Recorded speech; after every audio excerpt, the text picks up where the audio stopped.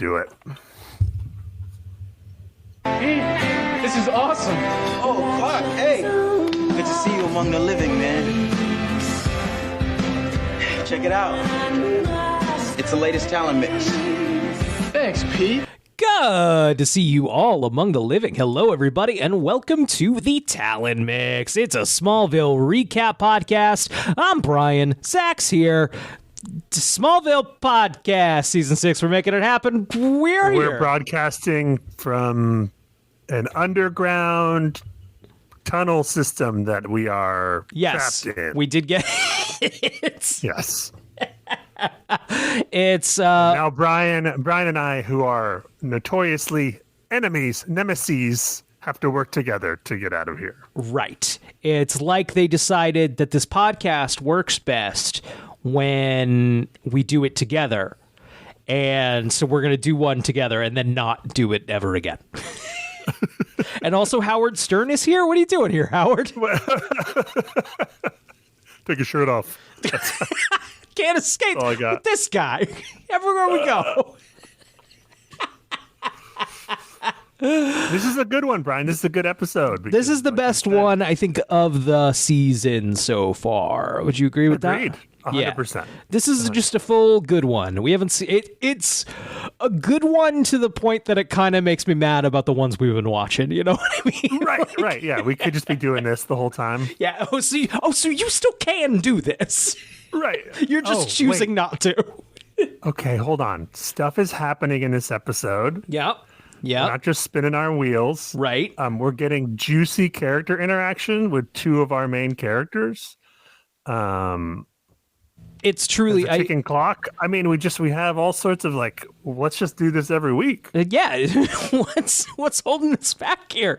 I was alluding to it earlier, but there is obviously something too. Michael Rosenbaum and Tom Welling are good together. It's good TV when they are in the same room and there's some tension between them. And it sucks that I would say they just don't do that anymore. No, they've had maybe 10 minutes total screen time together this entire season. Right. Their storylines theoretically pull against one another, but they got to get in that same room. They got to hash this out.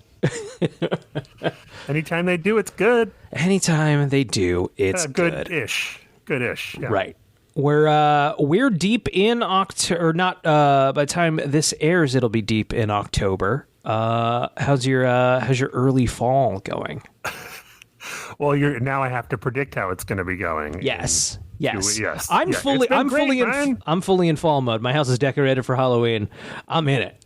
Is it really? Yeah. It's not even October yet. Oh God. No. What are your decorations? Let's see. I went first day of fall. First day of fall, I went for it. I have a yard now, so I can do that.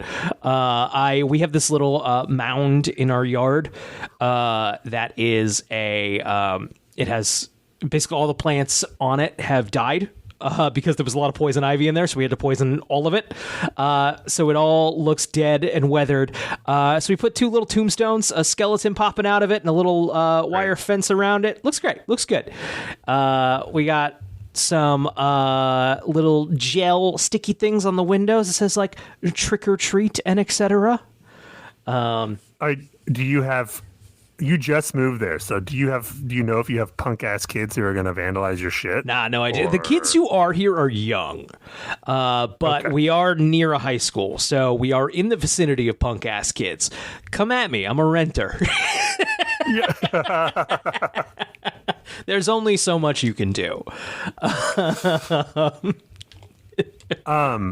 have been watching every single installment of a very long-running Halloween franchise so that you and I can talk about it on a different podcast come Halloween. Right. And it's a lot. It's a lot. There's a lot of them. There's a lot of them, and I would say most of them aren't good. No, and they kind of in the middle there start to blend together in a way that is not pleasant. Yes. And the funny thing is they're mostly not very good, but I would still think, I'm guessing this is better on average than most of the other long-running Yes, I would. When I say long-running, I mean 6, 7, 8. There are right. There are only a couple of Halloweens that are like no fucking fun at all. Where like there's no. Oh, you just revealed what it is. Okay, so I was keeping it a secret. I said there's only a couple. What? Right, you revealed the name of the franchise. I was being coy about it. Oh, got it. In case we wanted to keep it. No, you just said it. Maybe I'll beep it, or maybe I won't. I don't know. Maybe I'll just cut this whole conversation out. Whatever. No, we're talking about the Friday the 13th franchise. Of course. Yes, so I've been watching all of these Nightmare on Elm Street movies, and and which ones have you sawed?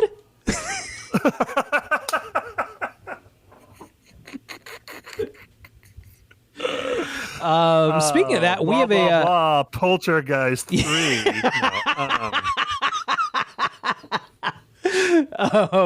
we have a Halloween special here that we do every year. Have we? Oh shit! I think Gremlins 2 was the plan. Gremlins 2 was the plan. Are we still on that? Is that still the right vibe? I don't have any complaints. I'm open to whatever. Just Google actors from this show and pick a horror movie. I mean, we got to be careful because The Fog and Lake Placid 2 almost killed me. It's back to back.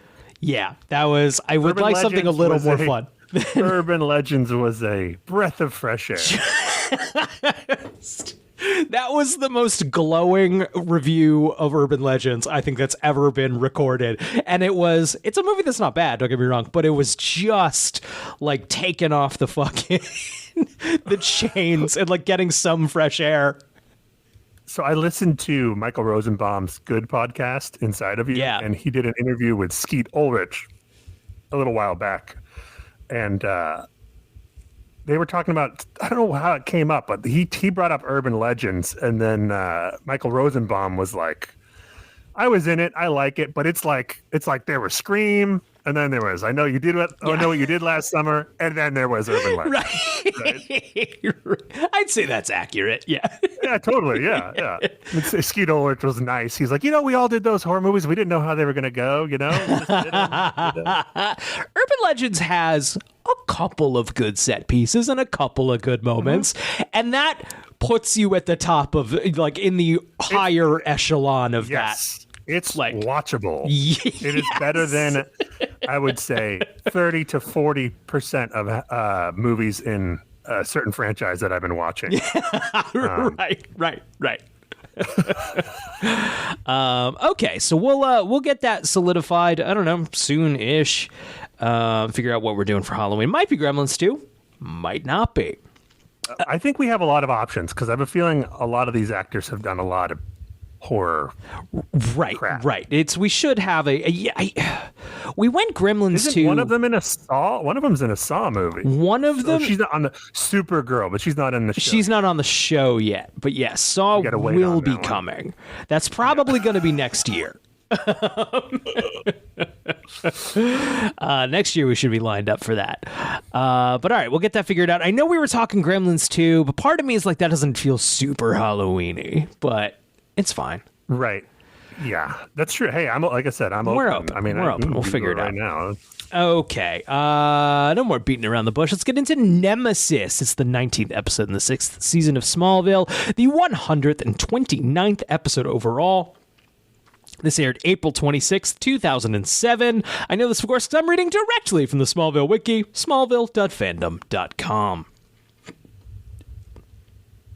Okay. Lionel Luthor. I know exactly where I was when I watched this episode. I was back in Portland because maybe it was our spring break. And April, I had come back because it was my birthday was on the 21st. So the week of my birthday, I went back home and I was at my buddy's house, his apartment. And I remembered like halfway through the episode, oh shit, Smallville's on. And it was so good. And I was like, oh, I missed half of a good one. I was so mad at myself. That's funny. I think I ended up streaming it on Dailymotion or YouTube or whatever the fuck, we did back then. Right. I would have watched it in on DVD after, and my bedroom. I had this little like bucket chair, right, and it would have been right there, probably in between a couple of other ones. And I'm already feeling like the season's not as good, but I like the show. So Yeah. If I was in Portland, you would have been in your apartment, right? Probably. Oh yeah, no, wait, shit. I guess I would have been. No, God, I was placing the timing wrong. Watching this one's weird. No, because you watched it live. I watched it on DVD later. Okay. So I would have been home by this point. So when the episode aired, though, is what I'm saying. Oh, yes, If I was not in Vancouver, you were probably inside your apartment. I was probably in Vancouver masturbating. That would be my guess. If I ever need to like gun to my head, that's what were you doing this date? That's my safest bet. I mean, circa 2007. Yes. Definitely. Yes. Me too. Okay, Lionel Luthor and Lex are meeting in a series of underground tunnels. So once again, some of Smallville's famous underground tunnels. A lot of these around. Yeah. Lionel asks what Lex is doing, but Lex dodges his questions. They encounter someone welding, and when Lex asks who it is, the person takes off her mask. She says she only wants Lex and sets off a small explosion that blocks the tunnel, throwing Lionel several feet and covering him with debris. She knocks Lex out and drags him away deeper into the tunnel. We got some head drama. You know it's a good episode. Oh, when yeah. Lex gets a concussion in 60 seconds. Oh, yeah. Okay, hold on. Let me get the sheet. Somebody save me. Someone save Lex, Because that's so many concussions. Okay, let's see. We had one last week. So Yeah, 6, dude. 7, 8. That would be 13. 2 concussions in 2 weeks is real bad for your brain, especially when you've already had 17. This is 18 total now. And the thing is, when we look at Johnny Knoxville's 17 concussions, they weren't necessarily all the grade of concussion where you lose consciousness. Every single one of Lex's, he has lost consciousness. So, he got more than this for sure because he's been hit a lot in the head. Yeah. But we just don't know because we can't tally it unless he loses consciousness. Right. So he's in real rough shape. I hope Luthor Corp has been working on some special treatment for him. That's what it's all about. Clark, can you help me? My head, my brain is just more bruise than healthy tissue. Please. Oh, shit. Martha and Clark arrive at the Smallville Medical Center where Lionel is being treated. He is badly injured, but he tells Clark that the tunnels are too complicated and full of debris for a rescue team to find Lex. He pleads with Clark to go find him, and Clark looks conflicted. I mean, go get the guy. Come on. Great conflicted acting. I guess he did marry the love of your life, and that would fix that problem. He's like, I can't find him down there. He's pretty evil at this point. Right. I mean, Chloe in a scene coming up is like, you know what? If he doesn't make it, I'm not going to be too upset about it. Yeah. But Clark is Superman, so Wasn't there also something Lionel he's gonna do something terrible? Yeah, Lionel basically tells Clark he's set something really terrible into motion down in these secret tunnels, and he's the only one who can stop it. So if he dies, it'll just keep going, which I don't think makes any sense. Really? Right. He's the boss. If Lex dies, isn't Lionel in charge? Yeah, I don't. A secret key code that only Lex knows, and surely isn't fucking Julian's birthday or some shit. Yeah. Chloe could hack her way in, I'm sure. Lex regains consciousness, and the woman introduces herself as Jody, the wife of Wes Keenan. They were both Green Berets. Wes Keenan, and they show his picture later, but let's see. I'm on his own Wikipedia page. He looks comes familiar. up. I think he's in next week. Okay, interesting. Okay, Got it. Got it. Someone Lois knew or something. Great. Okay, so there's a reason why nothing is coming to me. I think he also played someone else in a different episode previously. Okay. I think he was. Remember the bad John Q episode? Yeah.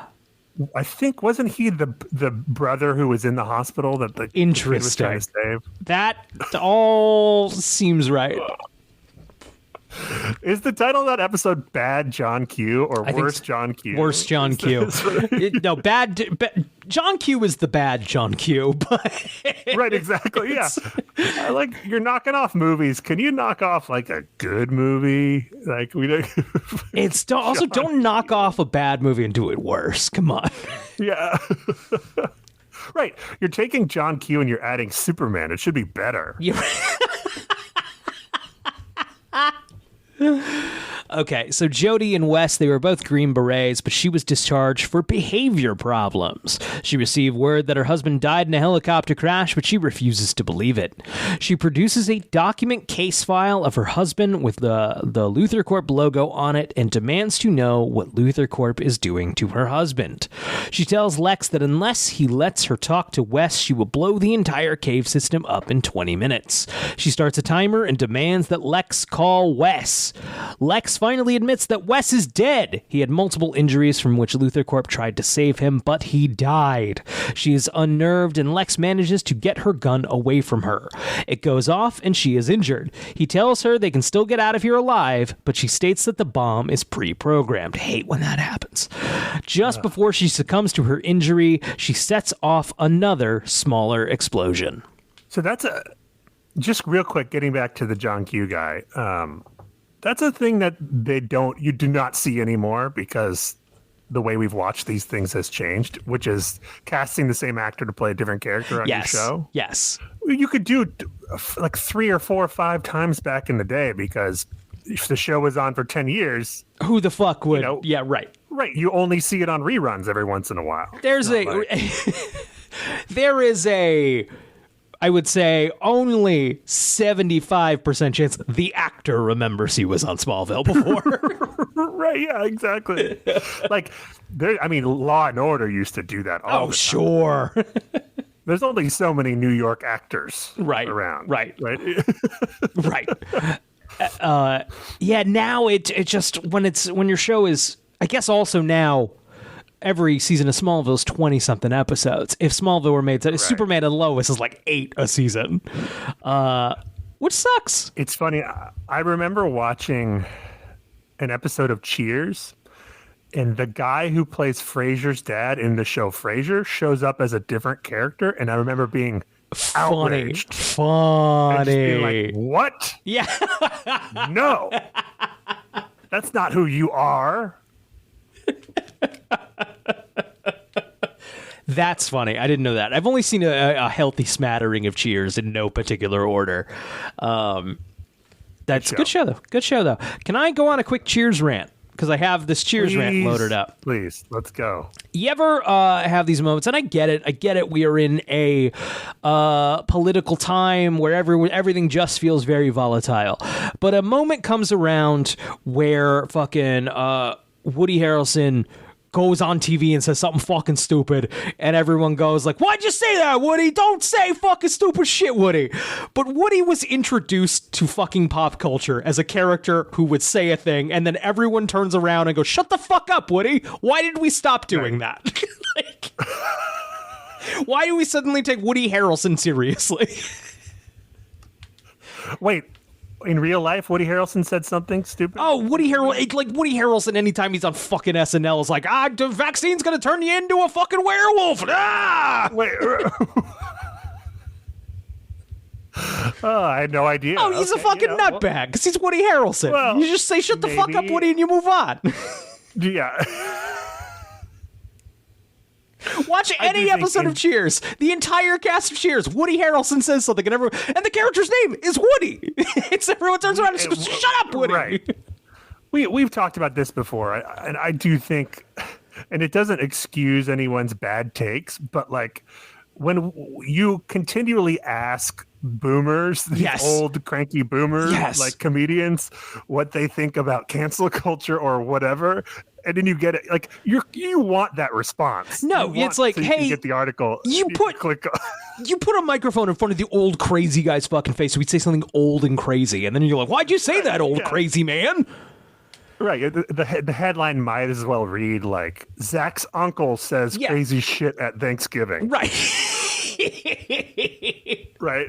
Like, okay, yeah, yes, that is a old boomer thing to say. Why are we shocked? It's Are we outraged about it?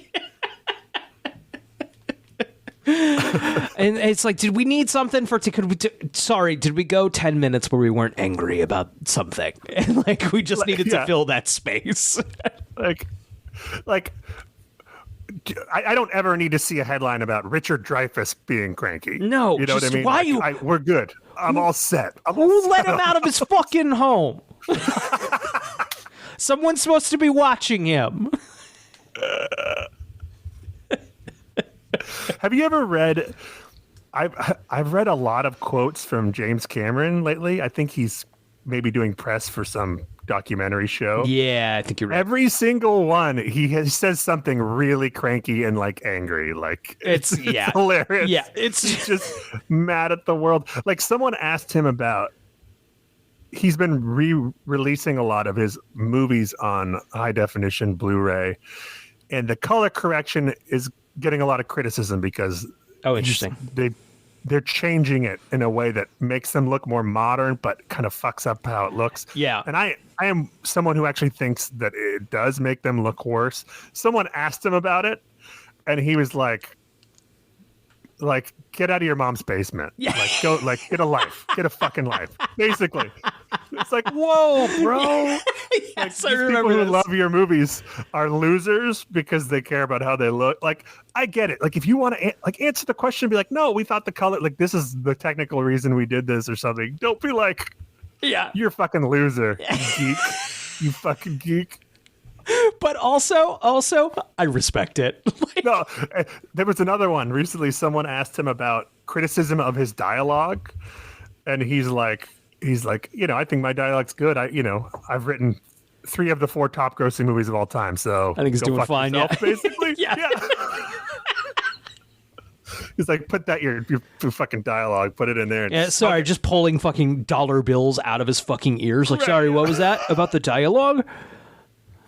This is how people I'm talk in sure- fucking rich people land. I mean, it is the same thing now, where like you're asking Jim Cameron the question that you know is going to piss him off. So Right. You get Right. the angry response. But just to have any opinion on an old fucking rich person and what they fucking say is insane. That's an insane Right. way to live your life. Well, I get it. People are they're hurt because these are people that they grew up loving, like Jerry Seinfeld or something, and Yeah. I'm Or like, your Seinfeld- uncle at Thanksgiving. right. But also Seinfeld, who I love, was always a cranky guy. That was his whole shtick. Kind Dated of like a 16-year-old when he was in his 30s. Oh, that was a Howard Stern thing. Do you remember that? No. Tell me. Oh, Howard Stern criticized him for that on his show, and then Jerry Seinfeld called in and they got into it. And then they were on the outs for years. Now they're friends again. But, Interesting. He yeah, did they do were- I that. think you can probably find it on YouTube. Yeah, You can hell probably yeah. Find it on YouTube. He did do that. Howard, much like Clark Kent, though, probably should think about his glass house that he's. Yeah, are these threads we want to pull at, Howard?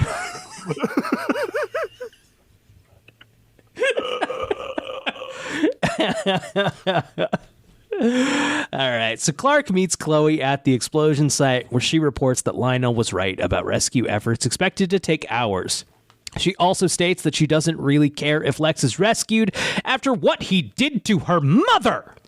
Clark agrees, but they both know that Clark doesn't get to choose who he rescues.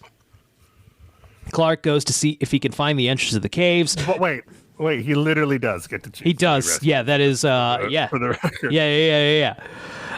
Sorry, Chloe. No, hey, my body's just moving in that. I don't get to choose! Just as he enters, Jody's second explosion rocks the caves and meteors fly through the walls. Clark is blown black by the blast. Blown black by the blast. Blown back from the blast and is knocked out. I don't know if we see him lose consciousness. No, we'd have to go back to the tape on that one. Yeah, I didn't clock that. Yeah. I'm not going to. Lana meets Martha at the hospital and pleads with the doctor to let her speak to Lionel. He relents and Lana enters. She seems concerned for Lionel until she presses into his injured hand. She demands to know why Lionel forced her into marrying Lex when he knew that Lex was orchestrating a fake pregnancy. Did the writers know we were orchestrating a fake pregnancy? Yeah, Lionel's like, the writers didn't know. How could I? How could I fucking know? Lionel doesn't respond. All I knew was you weren't going to be pregnant in a couple of weeks. There was going to be no baby. I knew that for sure. I didn't know how we were going to get there. I didn't know what that meant. Lionel doesn't respond until she knots his IV to make him talk. I was surprised when it was another miscarriage, though. I got to tell you. Yeah. I thought that was only one thing that would happen once in this town. I was shocked. She tells him that if she killed him right now, she would be free and asks him to give her one reason not to. Lionel only says he's protecting Clark. Then he is taken into surgery. The police found a locked briefcase in Lex's car. Lana collects it and takes it back to the Luther mansion and shoots the locks off. It's Crook's doing some fun bit of like, I'm a cold badass now. Yes. No, she's having fun. They're giving her fun stuff to do. I love that she's torturing Lionel to get answers out of him. Yeah. Getting really cold and, like you said, like a badass. I have a couple notes here, though. I do like Lionel. Pretty much anytime someone is like, "Why'd you do that terrible thing?" I could be like, "Hey, who's your favorite person?" Bill. I did it to protect Bill. Yeah. That's why I was protecting him. Yeah. You said you were going to kill him. Yeah, I was protecting him though. Yeah. Look, it's more complicated than a girl would understand. I don't know why I did it to protect him or how it did, but the writers don't know either yet. So there we go. We're all in the same. Once they figure it out, I will tell you. It will definitely make sense. Look, I know this looks slapdash and like we're making it up as we go along. I know it looks that way, but let me tell you, this is all going to thread together. I'm confident, but yes, there will be enough crazy shit happening when you find out that you won't even realize how stupid it is. Because people just move on to did I mention next week's in black and white? Yeah. No, the reason I threatened to kill you to protect you was, oh, look, Bizarro Clark. Oh, no. Ah! Season finale. So this is a great episode, but this is the clumsiest part of the episode is this cop comes into the hospital with this briefcase. Is like, we found this briefcase in Lex's car, Chief. It might have some important shit in it. And Lana's like, hey, that's mine. Why did he bring it to the hospital? Yeah. Chief, I figured I'd bring this all the way here and so that Lana could realize we have it and take it from us. And then like, it's that can't be how you can't just, you can be like, hey, this looks like evidence of something. And then like, no, it's mine. Right. And the guy's like, you can't take that. It's from a crime scene. And she's like, well, you want to show me the warrant? You had to search my husband's car. Oh, got him. And I'm like, one of these two people is wrong. Is in the wrong. I don't know who. I don't know enough about it. This whole thing seems stupid, though. I definitely think this is really stupid.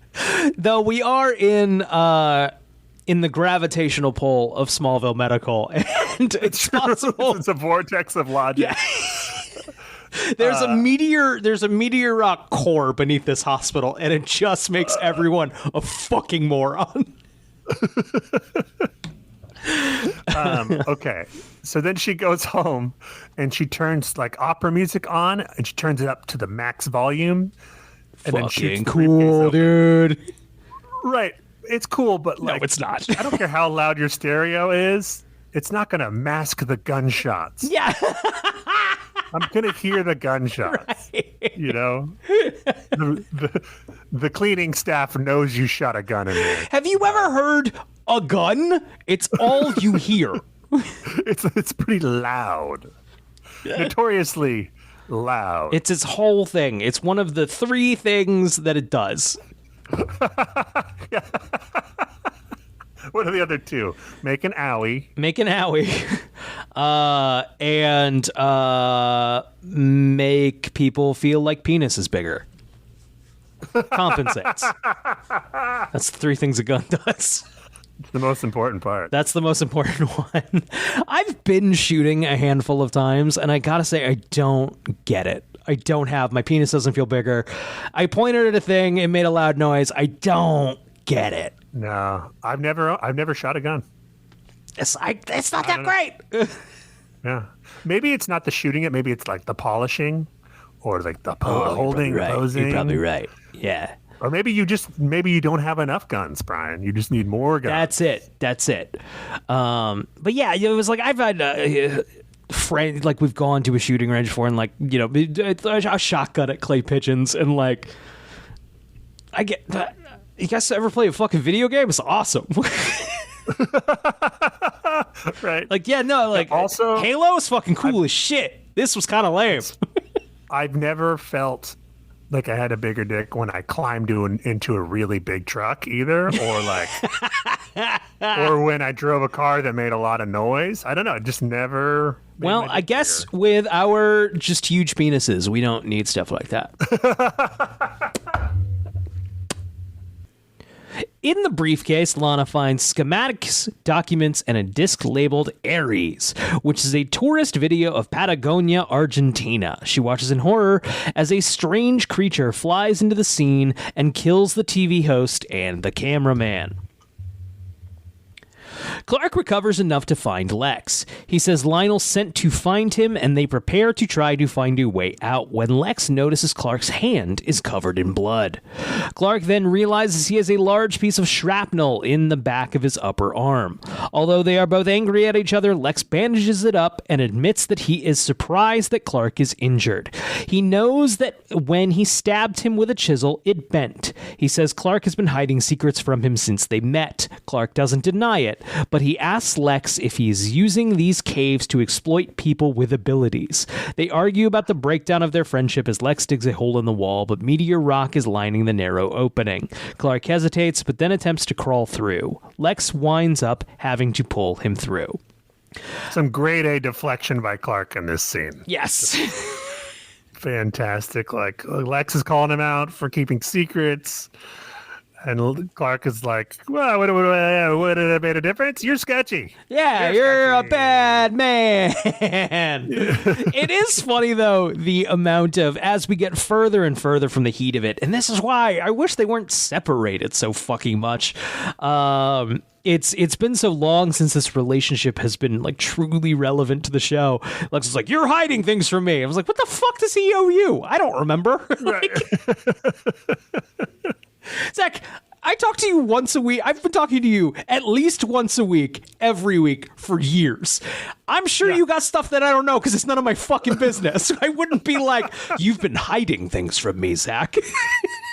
You know what, Brian? I'm not hiding anything. You're crazy. You're a crazy person. I know you have a room in your house dedicated to me, which makes me uncomfortable. Listen, if you weren't hiding things from me, I wouldn't need the giant picture review. And I don't care what you say. I don't care that my wife thinks it's weird. It needs to be in there. All right, pal? She's like, we don't have that much space. Can we we're wasting this room on Zach. Zach is wasting this room on Zach because he's not telling me what his secrets. And once I figure out the secrets, we can use this for any other creepy purpose. It's my creepy room. It's going to be your watching giant ultrasound footage room.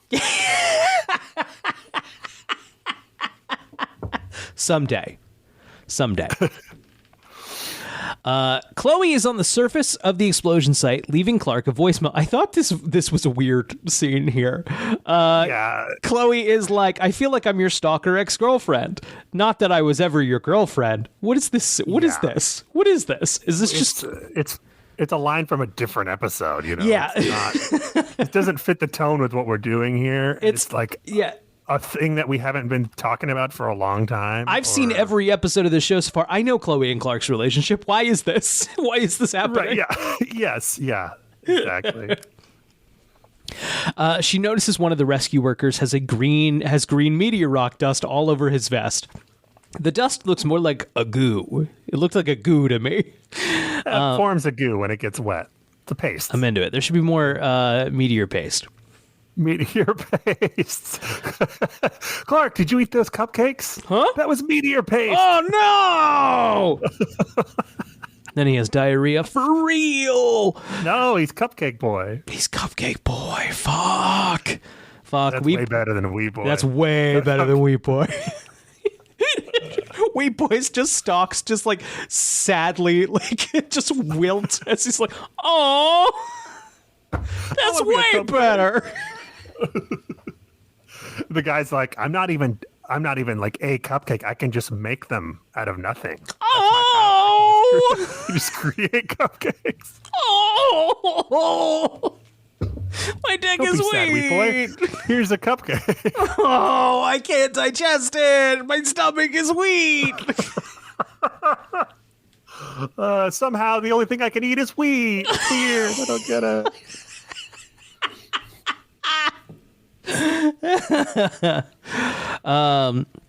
Okay, Chloe goes to the mansion to find Lana. She tells her that Clark went into the tunnels and she hasn't heard from him. In a tense conversation, Lana deduces that Clark will be fine because he's Clark Kent.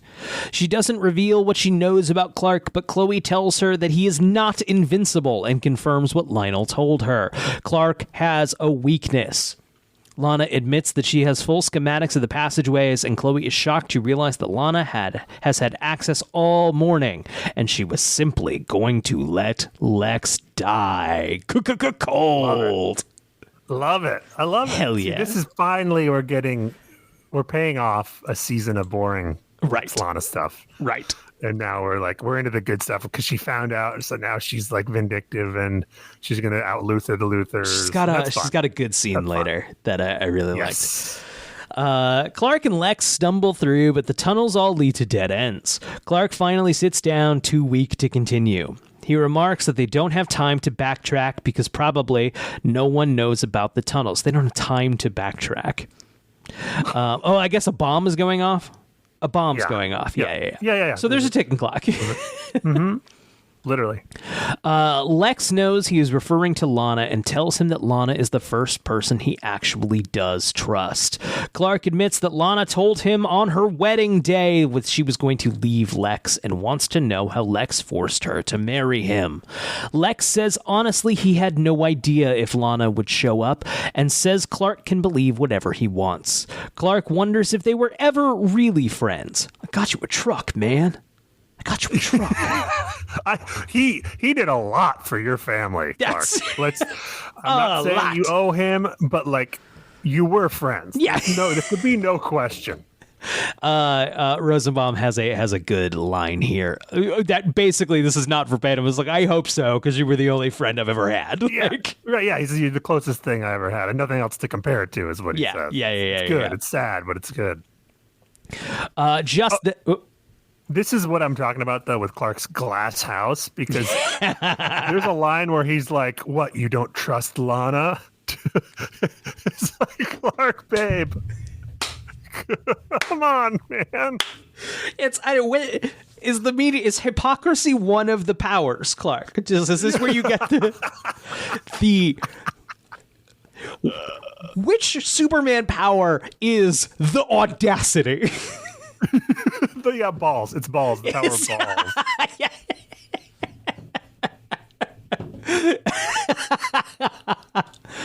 Okay. Just then, the ceiling collapses, covering Clark in debris. He asks Lex to help him out, and Lex looks conflicted. Lex turns and runs, and Clark calls out after him. Clark summons all his strength to try and extricate himself, but is surprised to see Lex has returned with a large pipe to help him out.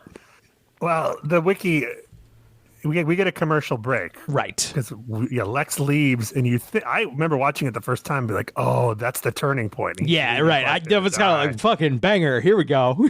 Yeah, I was like, oh, man. But then he comes back, which I was surprised, but I think is a good note because it's the whole, and they'll come back to it later. The whole point is there's still a little twinkle in there in Lex. There's still some good buried in there. It's welcome to my wrestling corner. I was talking about wrestling a couple of weeks ago, and specifically how you don't want to answer the question. Like, you want to keep heat between two characters for you don't want to answer the question, then you can't do anything else with it. So you always want to leave a little bit there. When they do finally have Lex do the one last thing and like push over into like irredeemable, he's only on the show for about 5 more episodes after that. Right, so it's like they know he's leaving also. Like, they know you can't play that card and then have him on the show for 5 more years. Right. You can, I guess, but it's boring. It's not the same. And then he's just off doing his own thing, I guess. Like, yeah. Just wait for it. Yeah, I don't actually know what you're referring to. I don't know if I made it that far. Is he? How long is he? Out. You tapped out, I think, like halfway through 7, right? I think that's about right. Yeah. Yep. The 7 is his last season. From what I remember, 7, once they come back from the strike, ends real strong. Okay. With the Lex and Lionel of it all. Because it's the end of their run. Got it. On the show. I'm looking forward to that. Yes. Yeah. I wouldn't be surprised if 7 has actually got some good ones in there that we just. I know it's going to have some rough ones too. It's going to have some rough ones. But I think it might redeem itself. We'll see. It'll be interesting. It's been a while. Yeah. It's gonna. It's the gauntlet that we've been talking about getting through for years. For years we've been talking about getting through this gauntlet, and it's approaching. I'm hopeful that it's going to be so bad that we're having fun with it. I hope so, brother. If not, it's going to be a dreary couple of weeks. I just remember it starting off months. Bad. Yeah, I remember it starting off bad. It starts off at its roughest. You're excited coming back from like a cliffhanger season finale, and then you're like, it's season 7 is where I specifically remember my dad kind of watching one over my shoulder and just kind of being like, fucking really? This is what you're into? And I'm like, there's a strike happening. You're like, it's normally better. They added Supergirl this year. She's new.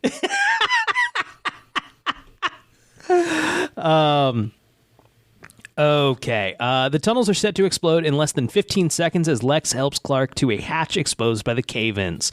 They frantically climb their way up. When Lex loses his footing, Clark pulls him to safety. Just as the tunnels explode, Clark and Lex make it to the surface. As Clark lies in the sun, his powers are restored. Great. I wish I do feel good in the sun. It's nice to get some sun. It's nice to get some sun. I wish it gave me like a boost like it does to Clark. Yeah, right. It was, I step outside, I get, the sun is nice. And then 2 seconds later, like, I am ready to go back inside. You're like, I'm burning. My daughter, it's okay, real fast. My mother-in-law, at one point, because my wife, does not tan. She just burns. Just becomes a I was going to say, you and your wife are both white people. Now, here's the thing. I tan beautifully. I get a beautiful tan. I just don't go outside. I was going to say, I'm lucky because I'm also white, obviously, but I tan. I have Italian in me, so I tan. Oh, I get a gorgeous tan. Yeah. So poor Emily. Okay, so but my mother-in-law was like, "Yeah, you don't tan." I'm like, "Oh, I do. I just don't." I just don't give my body the chance. I got it more going this year. Just by nature of my daughter, which I was going to say loves to be outside. I get her up in the morning, I get her dressed, and she just goes right to the door and goes, walk. And so I humor her, but like it's like minutes before I'm like, can we go back inside? Fuck. Kid. Too much vitamin D. Kid, fucking video games are in there, and those are awesome. This sucks. And she's just out in the fucking yard like, yeah, I love this. Ugh, fuck. The things we do.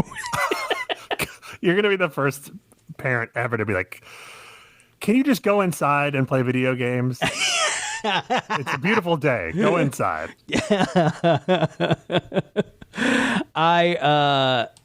I did not drink alcohol until I was 21 years old. That was partially out of deep fear of my Catholic parents. And just like that was absolutely unacceptable behavior in my house growing up. And it did registered and like not a thread I was ever willing to pull at. I'm in Vancouver by myself and I'm still ardently not drinking alcohol. I remember. So Q, I turned 21 and there's a fun game my friends play called Here Brian Drink This. And I did. And it's the 5th night in a row. I'm home. I'm puking my fucking guts out. And my mom just walks by the bathroom like, why couldn't you figure this out at 16 like everybody else? It's your fault. It's your fault. And I still say that at 35.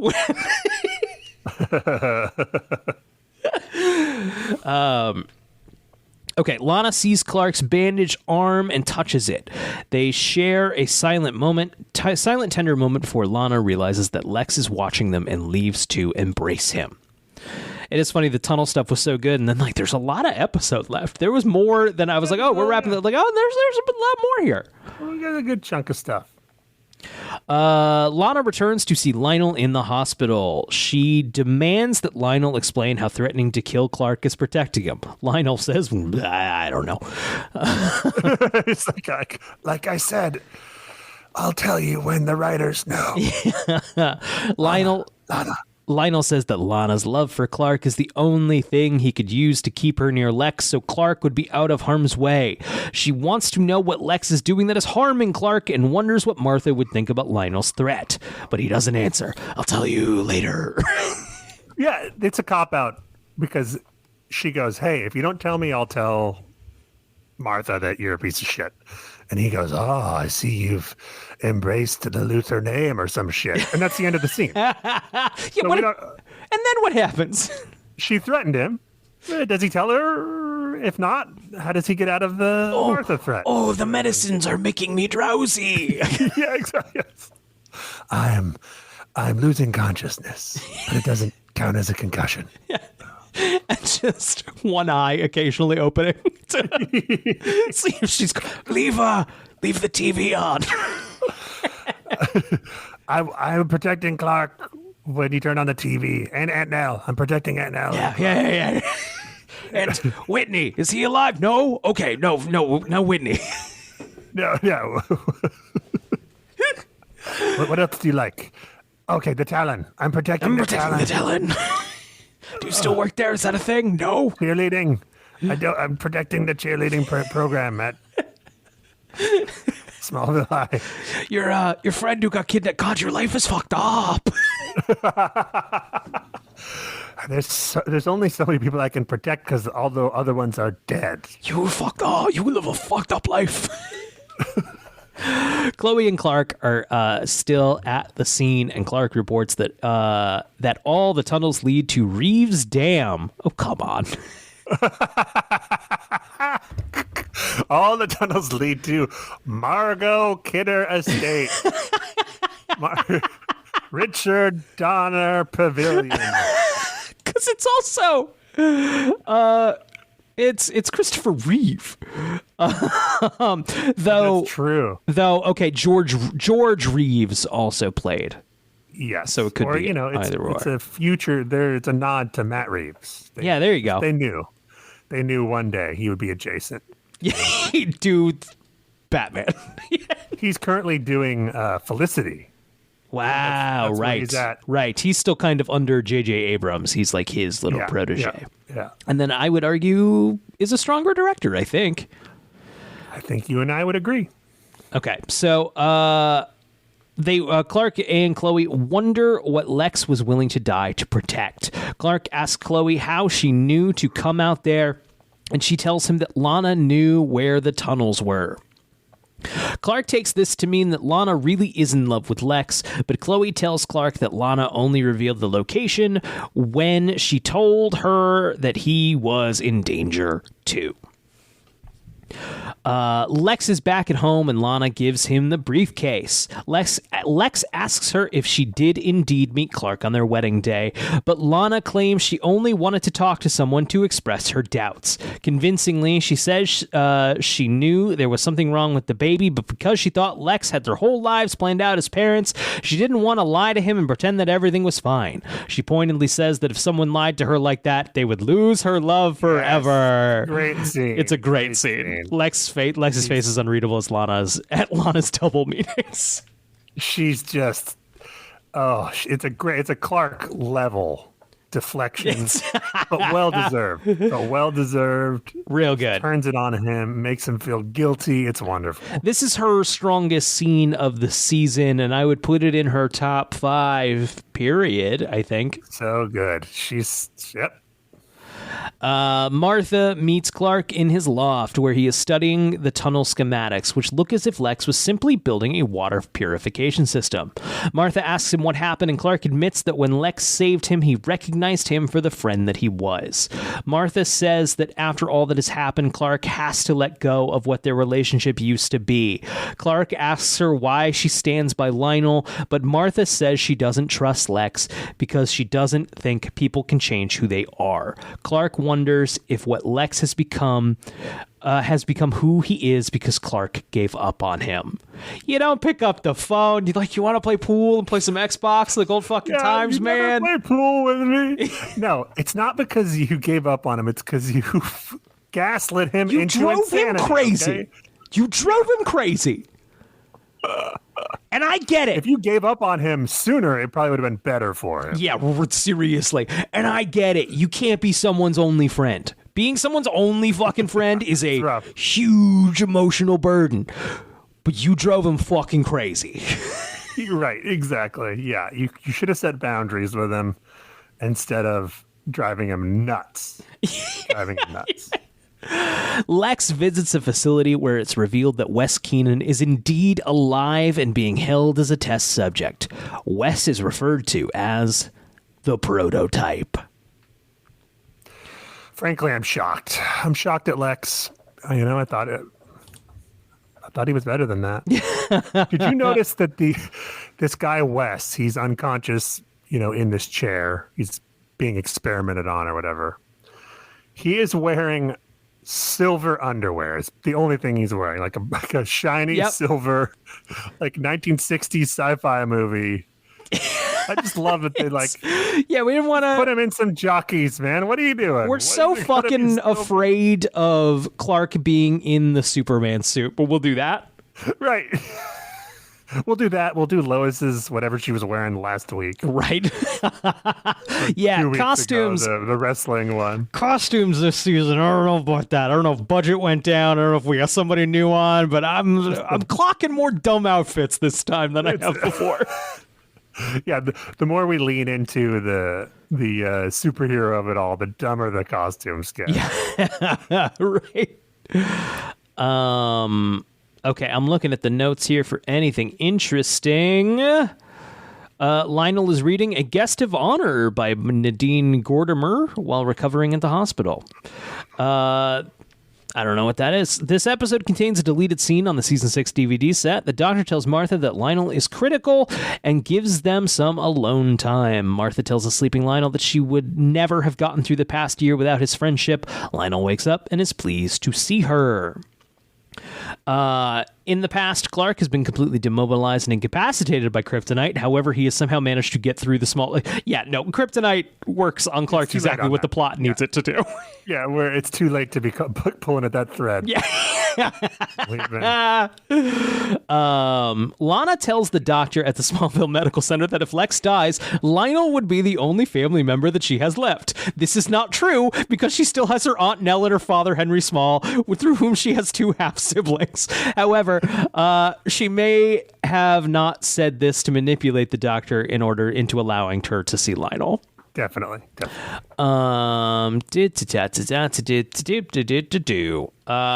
This story is very similar to the Superboy episode Mind Games, which Superboy and Lex are captured in the depths of a mine, and only if they work together can they leave the mine. Okay. Lex states that Clark was the only real friend he's ever had, but that is not entirely true, as Duncan Allenmeyer was his friend during the time at school. However, due to what happened between Lex and Duncan, Lex probably doesn't count him as a friend anymore.